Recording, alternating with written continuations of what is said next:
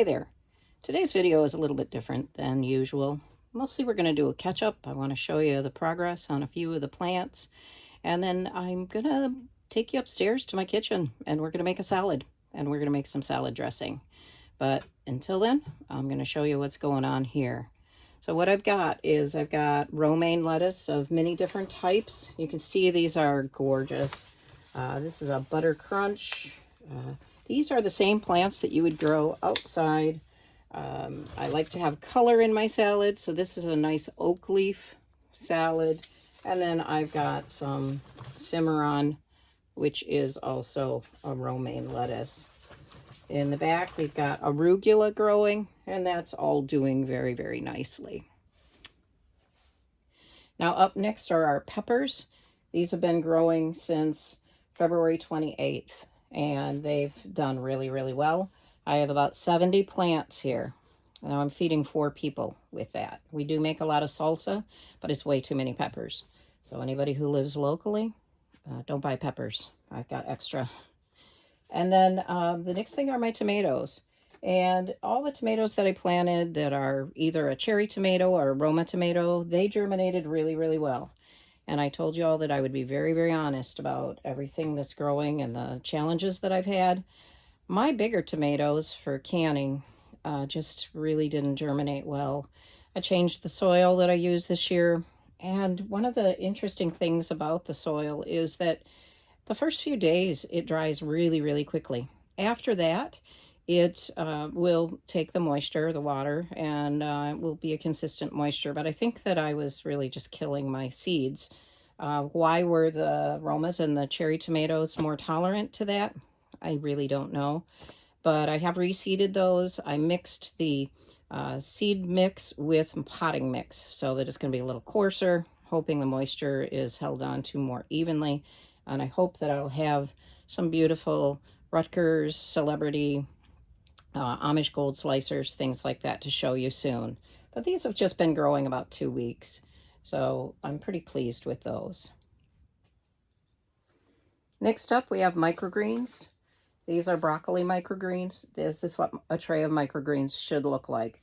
These are ready to harvest today, and I'll be doing that. Also, sunflower microgreens. This is what a tray of sunflower microgreens should look like. And these too will be harvested today. Normally when I'm done harvesting, I will go ahead and plant another set of those. I'm not sure that I'm going to do it. It's so close to being outside.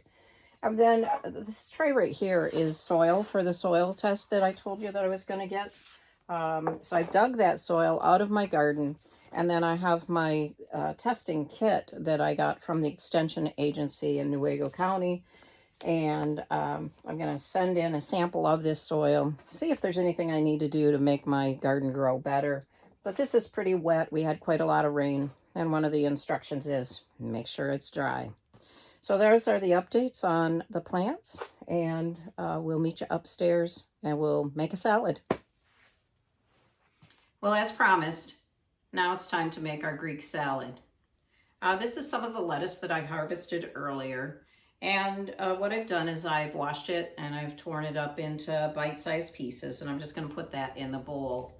Now, whether you are harvesting lettuce that is from inside or outside, you want to harvest from the outside of the plant. Never pick the center, because at that point it won't produce any more lettuce. Lettuce will keep producing until it's done. And inside it's done when it's just exhausted its energy. It'll become bitter and it won't taste very good, or it will just die. Outside you'll see that the center stalk will grow up, and that's actually going to turn into a flower. And if you were patient enough, you could harvest the seeds from that flower and plant those seeds again. I've never done that. Maybe I'll do it this year. But normally lettuce is done outside by the end of June. That's why you plant kale, so that you can continue to have greens from the garden. Now, of course, no Greek salad is complete without tomato. I did buy these from the grocery store today. Just Roma tomatoes. They are not as good as what you would grow in your backyard. And while we have canned a lot of tomatoes, they simply wouldn't taste very good in a salad. A little bit of red onion.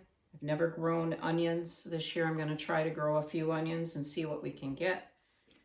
We grow our own garlic, and that lasts us pretty much throughout the season, but there's nothing like fresh garlic right from your own garden. Kalamata olives, of course, we can't grow those here in zone 5 and 6. What we might be able to grow would be the pickled beets. Of course, we'd have to pickle them. We do grow a lot of beets here, but we enjoy eating the greens. So most of our beets never ever get to the size that they need to be for pickling. A little bit of cucumber. The cucumber is also from the store this time of year. Looking forward to real cucumbers. The next thing I have are chickpeas. Now you can use canned chickpeas, but I get these from a company called Palouse Valley or Palouse Farms, I apologize. And these are dry beans, and I cook them in the Instant Pot. And I've never tasted a sweeter chickpea in my life. They're really, really good. I have feta cheese. I mean, this is the first time I've purchased this brand. It's a Follow Your Heart, and it's plant-based. So they're going to get a little feta cheese on here. Because what is a Greek salad without feta cheese? A few years back, my doctor put me on a whole food plant-based diet, and one of the things I miss the most is feta cheese. And so we're going to see how that is today. Now, the other thing we had were a bunch of microgreens, and I know that traditionally you do not put sunflower microgreens or broccoli microgreens on a Greek salad, but we're going to go ahead and do that today because we can. And then I talked about making your own dressing, and that's very, very simple. I have a recipe that I'll post online, but what I've got here is I've got extra virgin olive oil. If you use olive oil, I do recommend extra virgin olive oil. Now, any oil will go rancid pretty quickly, and when they go rancid, you get free radicals. You hear about free radicals when people talk about cancer. You'll know if your oil is bad because it will smell funny. It's the same as nuts. They tell you never to store your nuts in the cupboard unless you're going to eat them quickly.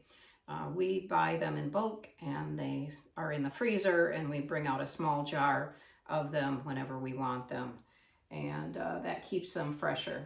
I've got some red wine vinegar, and I've got a blend of spices, which are garlic, oregano, basil, black pepper, salt, onion powder, and some Dijon mustard. And I'm going to throw that in the jar.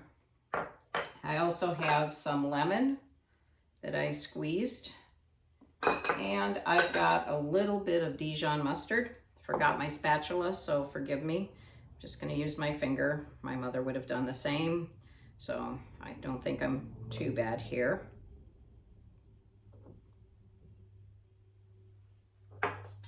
And I'm just going to shake this up. Put the lid on the jar. And that's really pretty. And I'm going to pour it over my salad. I'll show you my salad. And in a minute, I'm going to enjoy this. Thanks for hanging out with me.